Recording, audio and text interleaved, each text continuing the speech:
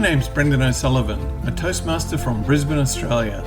Welcome to my Toastmasters World Tour Podcast. Please join me as I travel virtually around the world and chat to Toastmasters from different countries and all walks of life. Let's explore!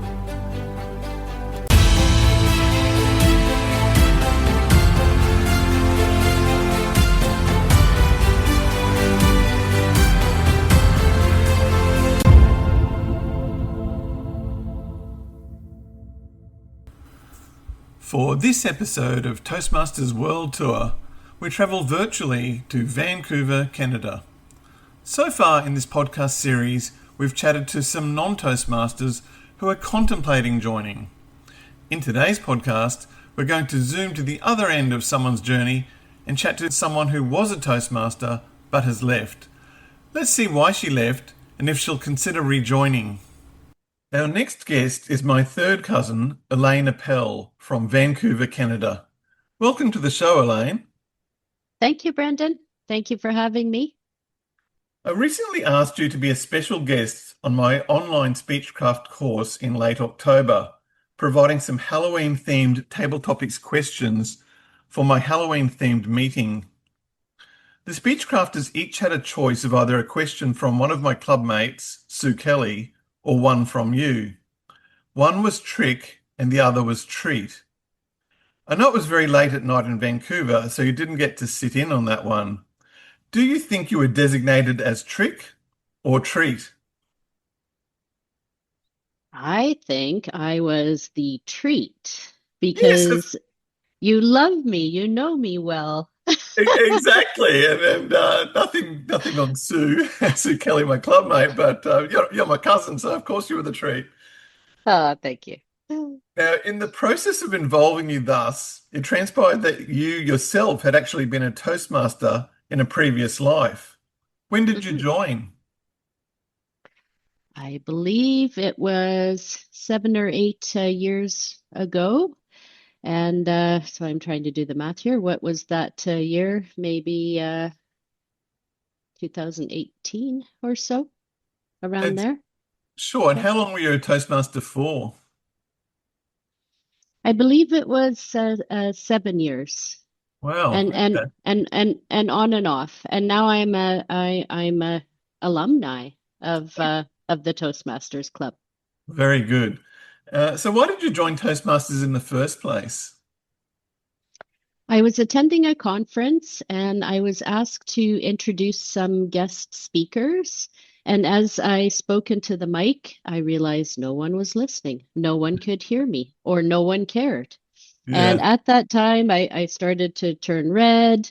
The red started to creep up my neck and I felt panic stricken. And so I managed to get through that conference, but I realized that was a shortfall or a weakness of mine and something that I would like to work on.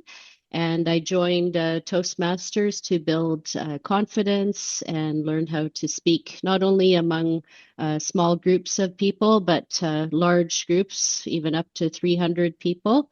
And since I have been a member, I feel like I have overcome that fear of public speaking. And certainly I have a long way to go, but I feel like I have improved. You poor thing, what an uncomfortable feeling, but well done being brave enough to give it a shot in the first go when you felt unprepared. I hear you've got some benefits out of it. Were there any other benefits that you were hoping to get out of it? For sure. Well, I met lots of wonderful people in the club, and even over the years, people come and go. So I managed to meet probably over 100 people. I formed a number of friendships and even close friendships with a smaller group of people, but I feel like I know them well. I can be myself. And so that was the other reason for joining was to meet others and hopefully, form some new friendships. Yeah, I agree. I think the camaraderie is definitely one of the major benefits. It's a fantastic environment where we're all sort of on the same page trying to, self-improve and grow. Were there any other unexpected benefits? There were, there was access to the annual conference, training sessions. Really, the opportunities are endless. I also joined our committee and took on a number of roles, and so that was exciting as well. Is just to challenge myself, push myself, and see what I was capable of. And so I believe that opportunity is available for everyone. It's not just about the, writing speeches, conveying speeches, but, I think to just push ourselves to, whatever our limit is, whatever our desire is to grow. And so, yeah, I've involved myself in a number of areas of the club and felt like I could continue to grow with them. Awesome. And so from what you were saying before, it sounds like it was about a year ago or so that you left. Is that right? I believe so. Yeah, I've lost track of time a little bit, Yeah. but that seems about right. Yes. And were you like chased out by an angry mob with pitchforks or? I hope no. Thank goodness. But I'm visualizing that, Brendan. So So why did you no, leave? yeah. Well, I felt I'm the kind of person I bite off more than I can chew. I take on too many things, and not only was I raising my family, my teenage son, but I have a career.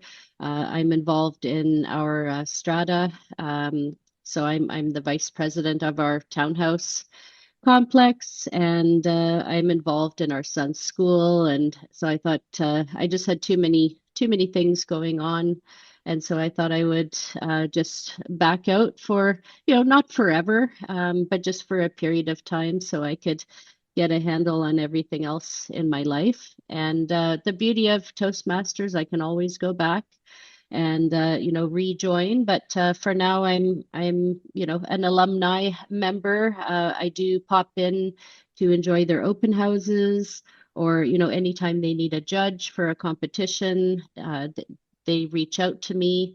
If they're Wonderful. desperate for a member, I could always join short term as Yeah. well. So yeah, so I feel I'm not far away. I am around, and who knows what the future will look like. Yeah, sure. So, I mean, 7 years is a long time to stick at anything. So, well done to you. And I think sometimes these things, life gets in the way and things run a natural course. Did you, the flip side of this is, did you have any trouble, leaving? Did you, some people sort of referred, people seem so dedicated to Toastmasters. Some people have described it as a bit like a cult.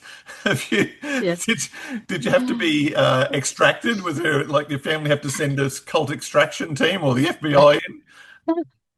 Well, thankfully not. No, I wanted to see the end of the term, and I believe that was the calendar year. And I'm the kind of person that once I make a commitment, I like to follow through. Yeah, So I feel like I met, all of the requirements for the club. They yeah. were able to replace my roles, and thankfully their club has grown exponentially actually since I left. I don't know if that's because I left, but I doubt yeah, that. yeah. So no problem at all to opt out. Really, at any point in time, people can do Okay, well, that. that's good to know. You were free to leave. No one held you prisoner. So that's Yeah, wonderful. that's right. Yeah, It exactly. sounds like you would consider rejoining some point down the track, potentially. Yeah, I think so. I even now I feel like I'm using my crutch words and possibly stuttering a little bit. So, I don't have perfect speech. I do feel more comfortable with one-on-one or smaller groups, and Sure. uh, every so often. So this February with the company I'm working for, I do need to convey a presentation to a large audience, and already I'm feeling, a little bit panicked about it. And so I Oh, might, pop into the club or contact my previous mentor just to run it by them, see if I'm on track. So there are those opportunities as well. If I wanted to attend for one or two meetings, I'm sure they would welcome me just for that purpose. And yeah, so that's the other beauty. There's no pressure to join. I feel like I'm welcome at any time. Yeah, that's wonderful. And you do find that these opportunities crop up again, needing to speak again, and then you can always have Toastmasters to go back to because, Mhm. I don't think you're ever going to completely forget it, but, there's a bit of use it or lose it, isn't there? You do regress a little bit. So wonderful to Yes, have that to come back to. So yes. this year, we've got the Toastmasters International Convention and World Championship of Public Speaking is coming up in August. Have you been to one of them before? No, I haven't. But I think it was a missed opportunity. And yeah, I didn't attend them in years past, but I'm sure they're fabulous.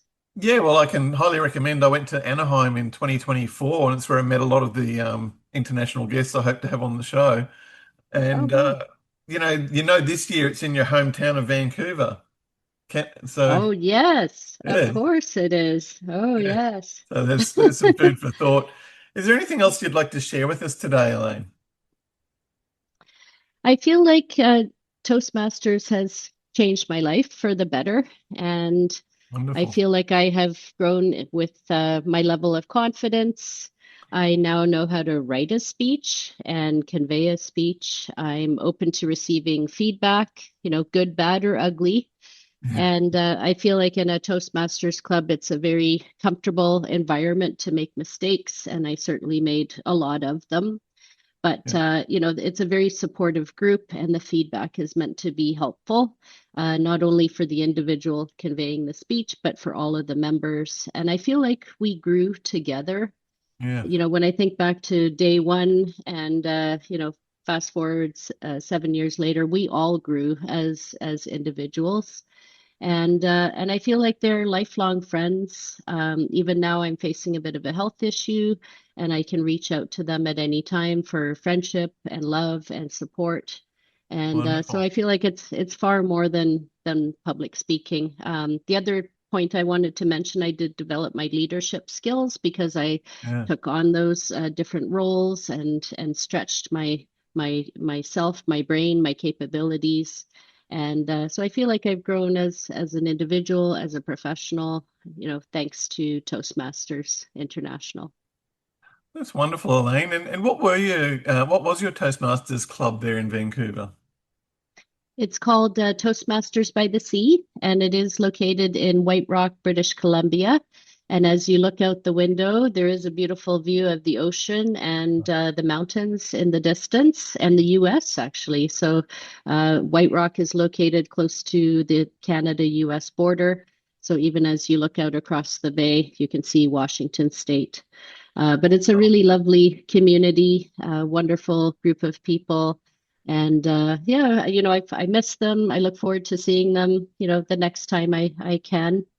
And just so grateful for everything they've done for me. And hopefully I've contributed to their lives as well. I'm sure you have. And they open to visitors? Yes, at any time. Yeah. In Well, fact, I think they have more open houses than they had when I was a member. I think they're trying to have two or three a year. They have a couple of speechcraft events per yeah, year, okay. and so that's open to the public to come and participate, and hopefully they have new members after the speechcraft events. So yeah, lots of opportunities to participate. And not only in person now, thank goodness, but also online. I understand their club is international. They have members from India, from New Zealand, from Australia. So Ah, yeah, they've grown, beyond White Rock, British Columbia. still, you've sold me. White Rock sounds absolutely fabulous. And if I ever do make it to the convention in Vancouver, I'd love to pop in and visit your club and say, I'm Elaine's third cousin, Yeah, yes, you're a long welcome lost at cousin. any time.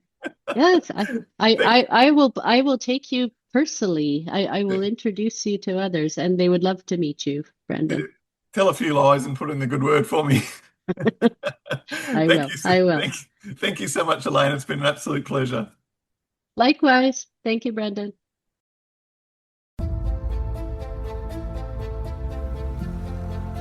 Thanks for listening to today's show. One of the key elements of Toastmasters is evaluations. This is how we grow and improve. both by encouraging comments for things we got right and points for improvement. We all learn and benefit from these evaluations, not just the person being evaluated. So any feedback in the comments is greatly appreciated. If you have a Toastmasters story you'd like to share or would like to be on the show, I'd love to hear from you. You can reach me at toastmastersworldtour@gmail.com. Thanks for listening.